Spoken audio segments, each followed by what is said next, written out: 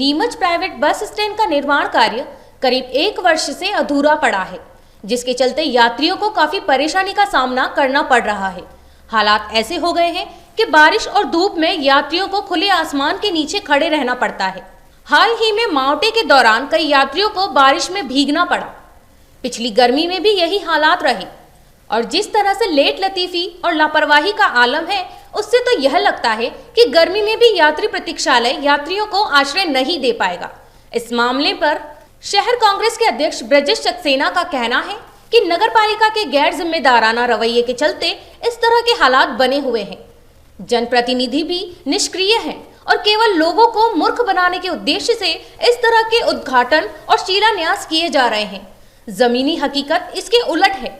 महीनों और सालों बीत जाने के बाद भी निर्माण कार्य अधूरे हैं या अभी तक पूरे नहीं हुए हैं। इसका सबसे बड़ा उदाहरण यात्री प्रतीक्षालय है, जो कि इतने लंबे समय के बाद भी और कलेक्टर के दखल देने के बावजूद भी अब तक पूरा नहीं हुआ। इस बीच में टेंडर प्रक्रिया भी की गई थी, मगर इस बारे में भी अब तक कोई साफ बात सामने नहीं आई। बहरहाल जो भी हो, नगरपालिका प्रशासन को चाहिए कि समय रहते यात्री प्रतीक्षालय का निर्माण किया जाए, वरना गर्मी के मौसम में भी लोगों को तपती आग में खुले आसमान के नीचे खड़े रहना होगा।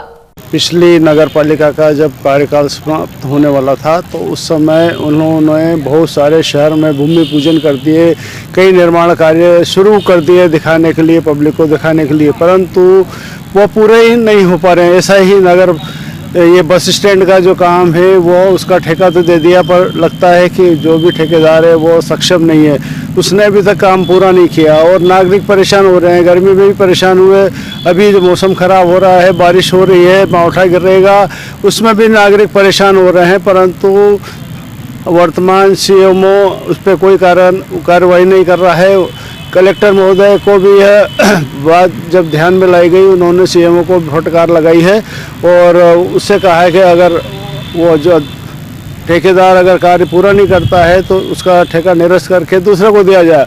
परंतु आश्चर्य का विषय है कि सीएमओ और यहाँ तक कि कलेक्टर महोदय के आदेश के बाद भी वो काम पूरा नहीं हो रहा और नागरिक परेशान हो रहे हैं।